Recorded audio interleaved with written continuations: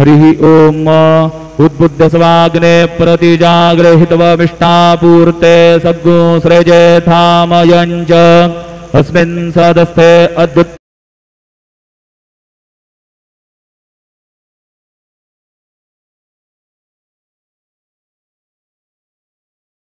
रस्मिन् विश्वे देवा जजमानश्च सीदत यं ब्रह्मा वरुणेन्द्र रुद्रमरुतस्तुन्वन्ति दिव्यैस्तवैर्वेदैः साङ्गपदक्रमोपनिषदैर्गायन्ति यं सामगाः ध्यानावस्थिततद्गतेन मनसा पश्यन्ति यं योगिनो यस्यान्दन्न विदुःसुराः सुरगणा देवाय तस्मै नमः।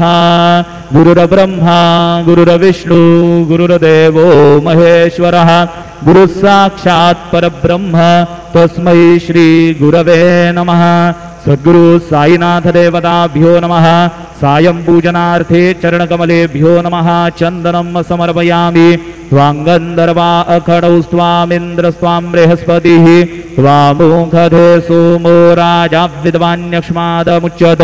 चन्दनं समर्पयामि चन्दनस्योपरि अक्षरां समर्पयामि कुलायिनि घृतवती पुरन्धिः स्योने सीदसदने पृथिव्याः अभित्वारुदरावसवो गृह्णन्त्विमा ब्रह्मपीभिः सौ भगायाश्विनाध्वर्जु साधयतामिहत्वा हरिद्रादि सकल सौभाग्यमाङ्गलिकद्रव्याणि समर्पयामि।